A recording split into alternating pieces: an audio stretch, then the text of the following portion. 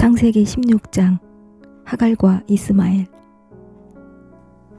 아브람의 아내 사레는 아직 아이를 낳지 못했다. 그녀에게는 하갈이라는 이집트 여종이 있었다. 사레가 아브람에게 말했다. 하나님께서 내가 아이 갖는 것을 좋다고 여기지 않으시니 당신은 내 여종과 잠자리를 같이 하세요. 내가 여종의 몸을 빌려서 대를 이을 수 있을지도 모르잖아요. 아브람은 사라의 말을 따르기로 했다. 그리하여 아브람의 아내 사레는 자신의 이집트 여종 하갈을 데려다가 자기 남편 아브람에게 아내로 주었다. 이것은 아브람이 가나안 땅에 산 지 10년이 지난 뒤의 일이었다. 그가 하갈과 잠자리를 같이 하자 하갈이 임신을 했다. 하갈은 자신이 임신한 것을 알고 자신의 여주인을 업신여겼다. 사레가 아브람에게 말했다. 내가 이런 능욕을 당하는 것은 다 당신 책임이에요. 내가 내 여종을 당신과 잠자리를 같이 하도록 했건만 그 종이 자기가 임신한 것을 알고서 나를 업신여기지 뭐예요. 하나님께서 우리 중에 누가 옳은지 결정해 주시면 좋겠어요. 아브람이 말했다. 당신이 결정하구려.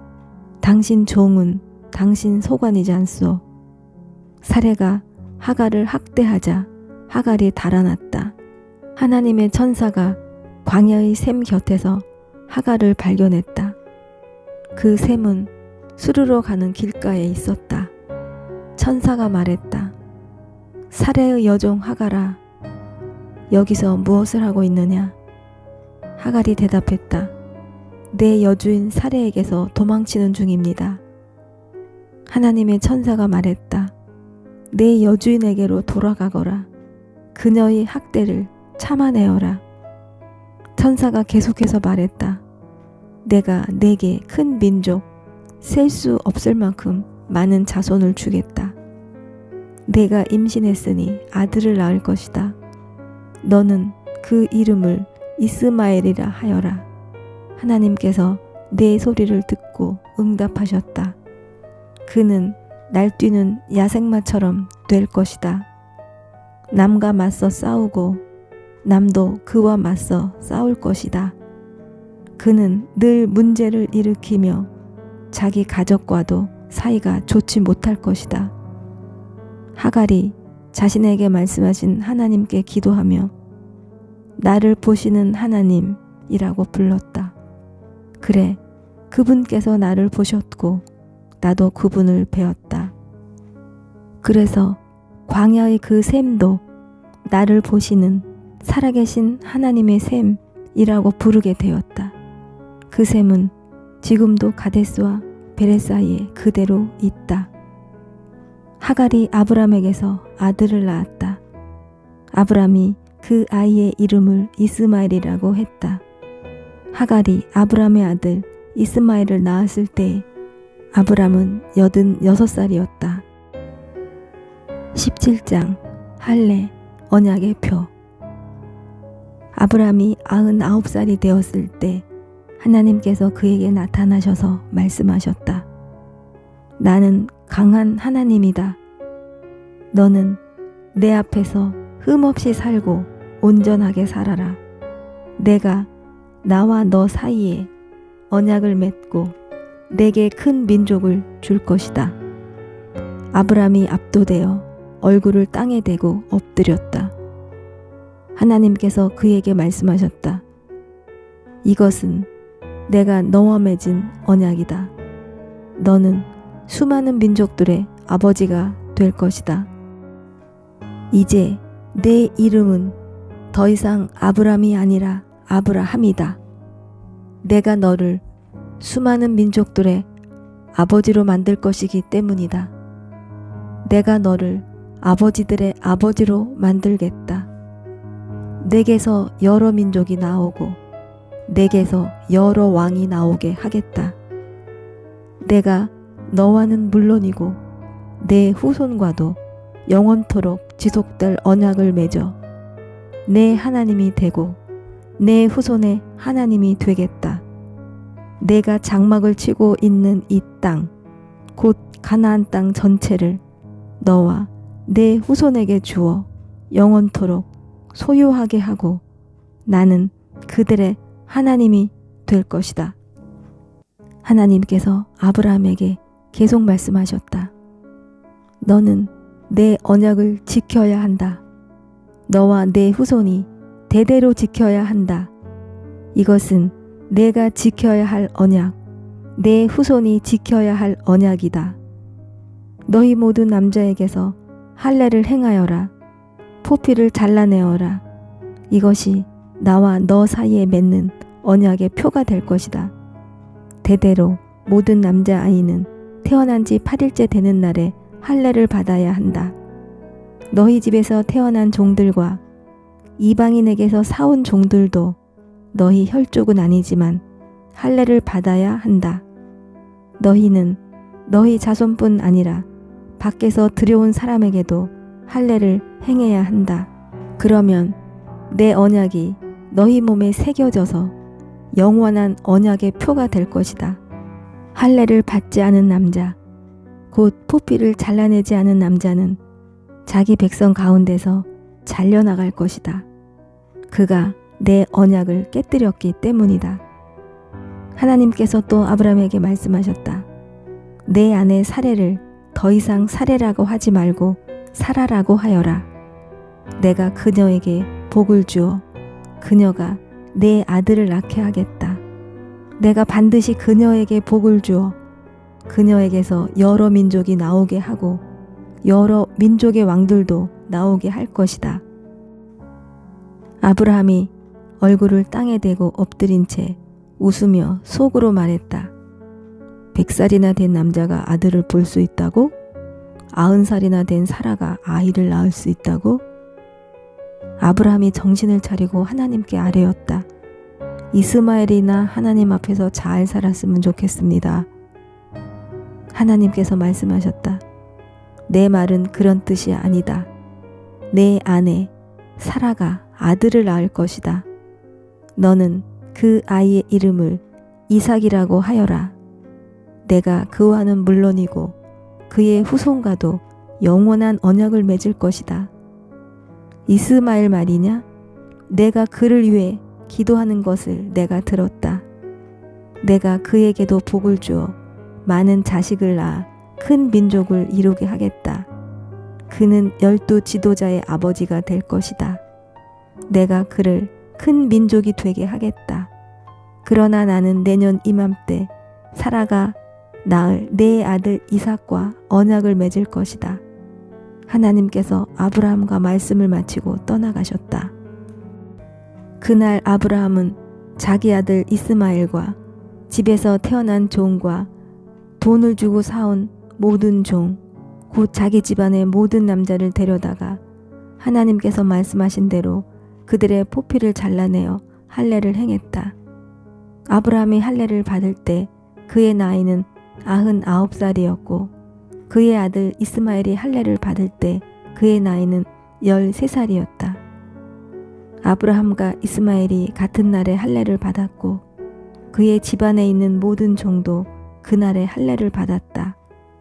집에서 태어난 종과 돈을 주고 이방인에게서 사온 종이 모두 아브라함과 함께 할례를 받았다. 18장. 하나님께서 아브라함에게 아들을 약속하시다. 하나님께서 마므레의 상수리 나무 숲 근처에서 아브라함에게 나타나셨다. 그때 아브라함은 장막 입구에 앉아 있었다. 몹시 뜨거운 한낮이었다. 아브라함이 고개를 들어보니 세 사람이 서 있었다. 그가 장막에서 뛰어나가 그들을 맞이하며 절했다. 아브라함이 말했다. 주님, 괜찮으시다면 잠시 이 종의 집에 머무시기 바랍니다. 물을 가져올 테니 발을 씻으시고 이 나무 아래에서 좀 쉬십시오. 제 곁을 지나가게 되셨으니 제가 음식을 가져오겠습니다. 원기를 회복하여 길을 떠나십시오. 그들이 말했다. 좋습니다. 그대가 말한 대로 하십시오. 아브라함이 급히 장막으로 달려가서 사라에게 말했다. 서두르시오. 가장 고운 밀가루 3컵을 가져다가 반죽하여 빵을 구우시오. 아브라함이 또 가축 우리로 달려가서 살찐 송아지 1마리를 골라 종에게 건네니 종이 곧 그것을 잡아 요리했다. 아브라함은 치즈와 우유와 구운 송아지 고기를 가져다가 그 사람들 앞에 차려놓았다. 그들이 식사하는 동안 아브라함은 나무 아래에 서 있었다. 그 사람들이 아브라함에게 말했다. 그대의 아내 사라는 어디 있습니까? 아브라함이 대답했다. 장막 안에 있습니다. 그들 가운데 한 사람이 말했다. 내년 이맘때 내가 다시 찾아오겠습니다.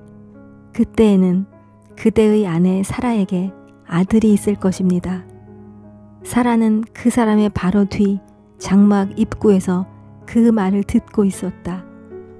아브라함과 사라는 이미 나이 많은 노인이었고 사라는 아이를 가질 수 있는 나이가 훨씬 지난 상태였다. 사라가 속으로 웃으면서 말했다. 나처럼 늙은 여자가 임신을 한다고?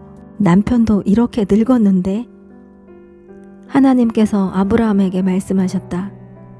사라가 나처럼 늙은 여자가 아이를 갖는다고 하면서 웃는데 어찌 된 것이냐? 하나님이 하지 못할 일이 있느냐? 내가 내년 이맘때 돌아올 텐데 그때에는 사라에게 아이가 있을 것이다. 사라가 두려운 나머지 거짓말을 했다. 저는 웃지 않았습니다. 그러자 하나님께서 말씀하셨다. 아니다. 내가 웃었다. 아브라함이 소돔을 위해 간구하다. 그 사람들이 떠나려고 자리에서 일어나 소돔을 향해 출발했다. 아브라함은 그들을 배웅하려고 함께 걸어갔다. 그때 하나님께서 말씀하셨다. 내가 앞으로 하려고 하는 일을 아브라함에게 숨기겠느냐? 아브라함은 장차 크고 강한 민족이 되어 세상 모든 민족이 그를 통해 복을 받게 될 것이다. 그렇다. 내가 그를 택한 것은 그가 자기 자녀와 후손을 가르쳐 하나님의 생활 방식을 따라 친절하고 너그럽고 바르게 살게 하려는 것이다. 그리하여 하나님이 아브라함에게 약속하신 것을 이루려는 것이다. 하나님께서 계속해서 말씀하셨다. 소돔과 고모라의 희생자들이 울부짖는 소리가 내 귀를 먹먹하게 하는구나. 그 도시의 죄악이 너무 크다. 내가 직접 내려가서 저들이 하는 짓이 정말 내 귀에 들려오는 울부짖음처럼 악한지 알아봐야겠다.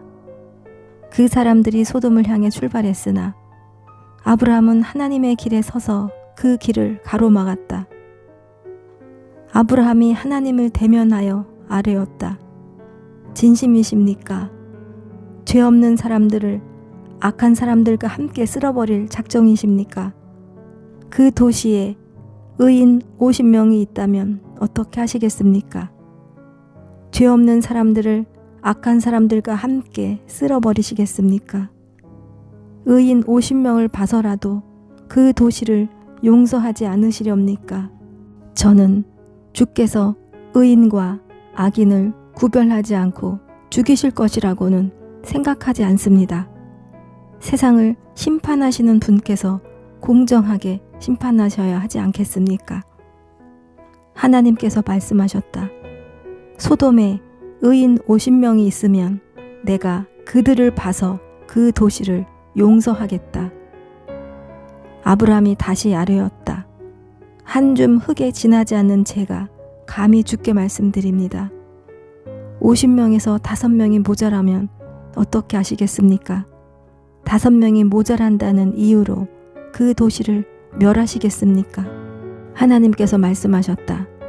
45명이 있으면 내가 그 도시를 멸하지 않겠다. 아브라함이 다시 아뢰었다. 40명밖에 찾지 못하시면 어떻게 하시겠습니까? 40명이 있으면 그 도시를 멸하지 않겠다. 아브라함이 아뢰었다. 주님, 노하지 마십시오. 30명밖에 찾지 못하시면 어떻게 하시겠습니까? 30명만 찾을 수 있어도 내가 그 도시를 멸하지 않겠다. 아브라함이 더 강하게 아뢰었다. 주님, 부디 참아주십시오. 20명이면 어떻게 하시겠습니까? 20명만 있어도 내가 그 도시를 멸하지 않겠다. 아브라함이 멈추지 않고 아뢰었다. 주님, 이번이 마지막이니 노하지 마십시오. 10명밖에 찾지 못하시면 어떻게 하시겠습니까? 그 10명을 봐서라도 내가 그 도시를 멸하지 않겠다. 하나님께서 아브라함과 말씀을 마치시고 떠나가셨다. 아브라함은 집으로 돌아갔다. 19장 소돔과 고모라의 심판. 저녁 때에 두 천사가 소돔에 도착했다. 롯은 그 도시 입구에 앉아 있었다. 그가 그들을 보고 일어나 맞이하면서 그들에게 엎드려 절하며 말했다. 두 분께서는 부디 저희 집에 오셔서 씻고 하룻밤 묵으십시오. 그러면 내일 아침 일찍 일어나 기운을 차리고 길을 떠나실 수 있을 겁니다. 그들이 말했다. 아닙니다. 우리는 거리에서 자겠습니다. 그러나 롯은 거절하지 말라고 간청했다. 그들은 거절하지 못하고 롯을 따라 집으로 들어갔다. 롯이 그들을 위해 따뜻한 음식을 차리자 그들이 먹었다. 그들이 잠자리에 들기 전에 소돔의 남자들이 젊은이 노인 할 것 없이 사방에서 몰려와 롯의 집을 에워쌌다. 그러고는 롯에게 고함을 지르며 말했다. 오늘 밤 당신 집에서 머물려고 온 사람들이 어디 있어? 그들을 데리고 나오시오. 우리가 그들과 재미 좀 봐야겠소. 롯이 밖으로 나가 뒤로 문을 닫아 걸고 말했다. 여보시오. 제발 수치스러운 짓을 하지 마시오. 자, 내게 남자를 알지 못하는 두 딸이 있어. 내가 그들을 내줄 테니 그 아이들과 즐기고 이 사람들은 건드리지 마시오. 이들은 내 손님이요. 그들이 말했다. 저리 비켜. 어디서 굴러 들어와서 우리를 가르치려 드는 거냐? 저들보다 너를 먼저 손봐야겠구나. 그러고는 롯에게 달려들어 그를 밀치고 문을 부수려고 했다. 그러자 두 사람이 손을 내밀어 롯을 집 안으로 끌어들이고 문을 닫아 걸었다. 그들은 문을 부수려고 하는 자들을 우두머리, 졸게 할 것 없이 모두 눈이 멀게 하여 어둠 속을 헤매게 만들었다. 그 두 사람이 롯에게 말했다. 이곳에 그대의 가족들이 더 있습니까? 아들이나 딸이나 이 도시에 사는 가족들 말입니다. 지금 당장 그들을 데리고 이 도시에서 나가시오. 우리가 곧 이 도시를 멸하려고 하오. 이곳의 희생자들이 울부짖는 소리가 하나님의 귀를 먹먹하게 합니다. 하나님께서 이곳을 쓸어버리도록 우리를 보내셨소. 롯이 밖으로 나가서 자기 딸들의 약혼자들에게 알렸다. 이곳을 떠나게. 하나님께서 이 도시를 멸하려고 하시네. 그러나 그들은 롯의 말을 농담으로 여겼다. 새벽이 되자 천사들이 롯을 떠밀며 말했다. 서두르시오. 너무 늦기 전에 그대의 아내와 두 딸을 데리고 이곳을 떠나시오. 그러지 않으면 이 도시가 벌을 받을 때 멸망하고 말 것이오. 롯이 꾸물거리자 그 사람들이 롯의 팔과 그의 아내와 딸들의 팔을 잡고 도시 밖 안전한 곳으로 데리고 나갔다. 하나님께서 그들에게 자비를 베푸셨다. 롯의 가족을 밖으로 데리고 나온 뒤에 그 사람들이 롯에게 말했다. 지금 당장 달아나 목숨을 구하시오. 뒤돌아보지 마시오. 평지 어디에서도 멈추면 안 됩니다. 산으로 달아나시오. 그러지 않으면 죽고 말 것입니다. 그러자 롯이 반대했다. 안 됩니다. 그렇게 하지 마십시오. 두 분께서는 저를 좋게 보시고 크나큰 호의를 베푸셔서 제 생명을 구해주셨습니다. 하지만 저는 산으로 달아날 수 없습니다. 산에 있더라도 끔찍한 재앙이 미쳐서 죽을지도 모릅니다. 저쪽을 보십시오. 저 성읍은 우리가 닿기에 가깝고 아무런 일도 닥치지 않을 만큼 작은 곳입니다. 저 작은 성읍으로 달아나 목숨을 건지게 해주십시오. 좋소. 그대가 그렇게 하겠다면 원하는 대로 하시오. 그대가 택한 성읍은 멸하지 않겠소. 하지만 서둘러 그곳으로 달아나시오. 그대가 그곳에 닿기 전에는 내가 아무 일도 할 수 없어. 그리하여 그 성읍은 작은 성읍이라는 뜻의 소알이라 불리게 되었다. 롯이 소알에 이르렀을 때 해가 하늘 높이 떠 있었다. 그때 하나님께서 유황과 불을 소돔과 고모라의 빛처럼 퍼부으셨다.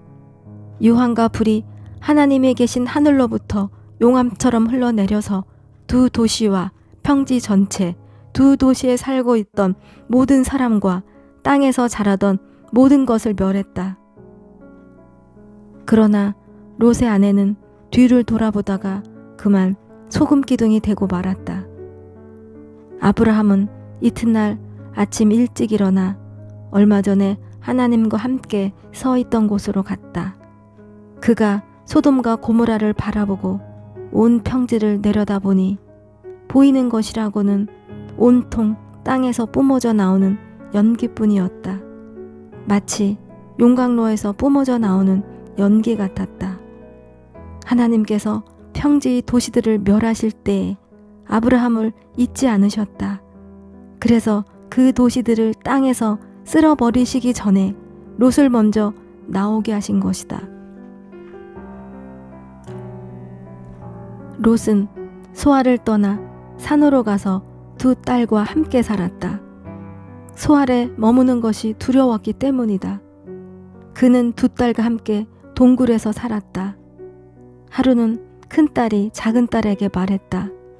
아버지는 늙어가고 이 땅에는 우리에게 아이를 얻게 해줄 남자가 없구나. 아버지에게 술을 대접해 취하게 한 뒤에 아버지와 잠자리를 같이 하자.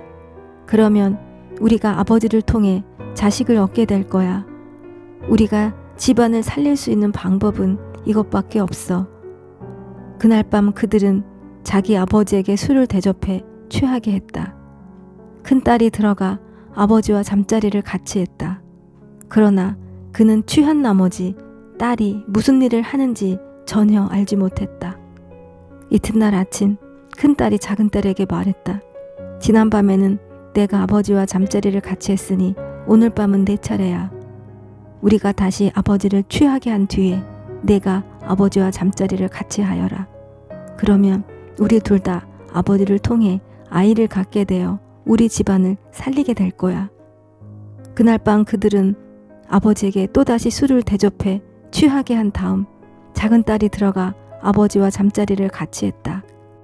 이번에도 그는 취한 나머지 딸이 무슨 일을 하는지 전혀 알지 못했다. 두 딸 모두 자기 아버지 롯의 아이를 갖게 되었다. 큰딸은 아들을 낳고 그 이름을 모압이라고 했다.